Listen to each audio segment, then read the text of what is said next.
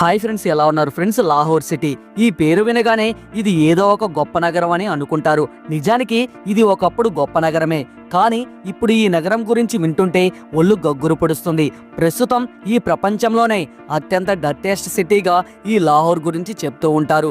ఎటు చూసినా చెత్తా చెదారం, మలమూత్ర విసర్జన చేసే మనుషులతో ఇక్కడి రోడ్లన్నీ మురికివాడలను తలపిస్తూ ఉంటాయి. అక్కడి పోలీసుల ముందే నేరాలు జరుగుతూ ఉంటాయి. కానీ వారు ఏమీ చేయలేరు. ఇలాంటి భయంకరమైన కొన్ని దారుణమైన విషయాల గురించి ఈరోజు ఈ వీడియోలో తెలుసుకుందాం.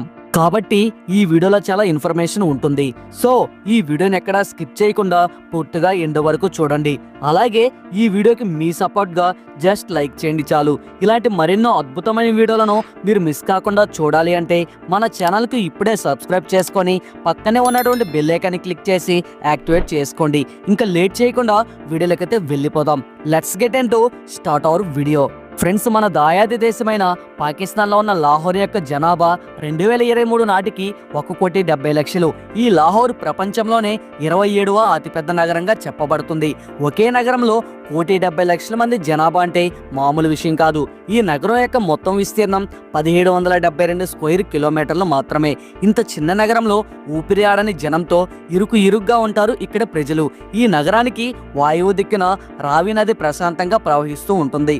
పాకిస్తాన్లోని మరో పెద్ద నగరమైన కరాచీకి దాదాపు 1350 కిలోమీటర్ల దూరంలో ఈ లాహోర్ నగరం ఉంటుంది. సముద్ర మట్టానికి కేవలం 215 మీటర్ల ఎత్తులో ఉన్న ఈ నగరం యొక్క వాతావరణం చాలా భిన్నంగా ఉంటుంది.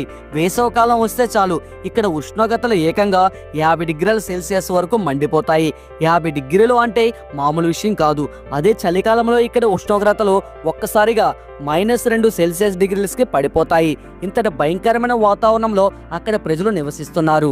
పాకిస్తాన్ దేశానికి పారిశ్రామికంగా, ఆర్థికంగా అండగా నిలిచే ముఖ్యమైన నగరం లాహోర్. ఇక ఇక్కడ ఎడ్యుకేషన్ విషయానికి వస్తే లాహోర్లో అక్షరాస్యత శాతం 70%గా ఉంది.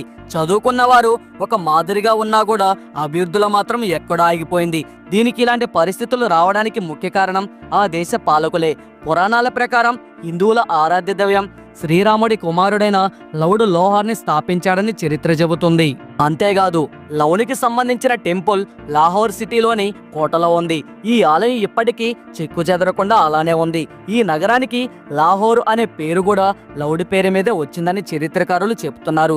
ప్రాచీన కాలంలో లాహోర్ నగరాన్ని లవబురి అని లవనగరంగా పిలిచేవారు. అలాగే కాసూర్ని లవ సోదరుడైన కుశుడు స్థాపించాడు.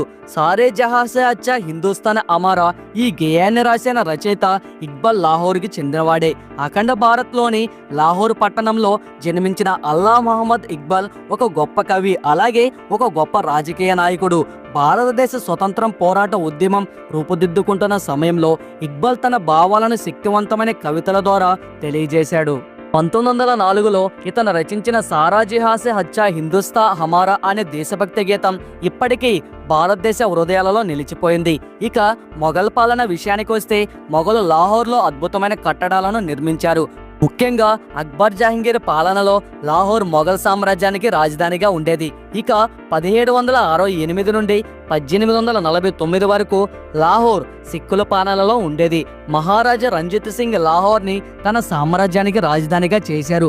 ఆ తర్వాత అంటే 1849లో బ్రిటిష్ వారు లాహోర్ని తమ ఆధీనంలోకి తీసుకున్నారు.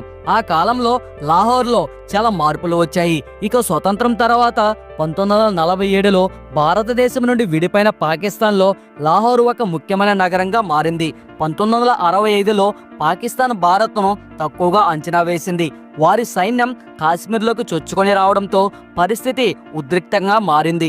అప్పుడు మన ప్రధాని అయిన లాల్ బహదూర్ శాస్త్రి గారు తీసుకున్న నిర్ణయం ఒక సంచలనంగా మారింది. మన దేశ బౌండరీని దాటి పాకిస్తాన్లోని లాహోర్పై దాడి చేయడానికి మన ఆర్మీకి పూర్తిగా స్వేచ్ఛను కల్పించారు. అంతే, మన భారత సైన్యం ఉప్పెనలా దూసుకుపోయింది. శత్రు సైన్యం గుండెల్లో వణికి పుట్టిస్తూ లాహోర్ వరకు వెళ్ళింది. కానీ అప్పుడు ఐక్యరాజ్య సమితి జోక్యం చేసుకోవడంతో ఇరు దేశాలు వెనక్కి తగ్గాయి. లేదంటే అప్పుడే లాహోర్ని కూడా మనం స్వాధీనం చేసుకునే వాళ్ళం. కానీ అప్పుడు శాస్త్రి గారి ధైర్యం, మన ఆర్మీ చూపిన తెగువ మన దేశ చరిత్రలో ఒక మైలురాయిలా నిలిచిపోయింది. మళ్ళీ అదే సీన్ ఇప్పుడు రిపీట్ అయింది. ఇప్పుడు కూడా ఇండియన్ ఆర్మీ తలుచుకుంటే పిఓకే వరకు కాదు, ఏకంగా లాహోర్ వరకు మన సైన్యం వెళ్ళగలదు. ఇక ప్రపంచంలోని అత్యంత డట్టేస్ట్ నగరాలలో లాహోర్ నగరం ఒకటి. ఇక్కడ ఫుల్ ట్రాఫిక్, ఎవరు ఎట్నుంచి వస్తారో కూడా తెలియదు. ఈ నగరంలో ఎక్కడ చూసినా చెత్తా చెదారం, మనుషులు కూడా అపరిశుభ్రంగా ఉంటూ నివసిస్తున్నారు. అంతేకాదు అక్కడ ఉన్న వాటర్ ప్రాబ్లం వల్ల ప్రజలు స్నానాలు కూడా సరిగా చేయరు. ఇక ఇక్కడ జాతీయ భాష ఉర్దూ అయినప్పటికీ లాహోర్లో పంజాబీ భాష ఎక్కువగా మాట్లాడతారు. శతాబ్దాలుగా సిక్కు, హిందూ, ఆఫ్ఘాన్, ముస్లిం సంస్కృతి సాంప్రదాయాలు కలిసిపోయి ఉన్న నగరం ఈ లాహోర్ నగరం.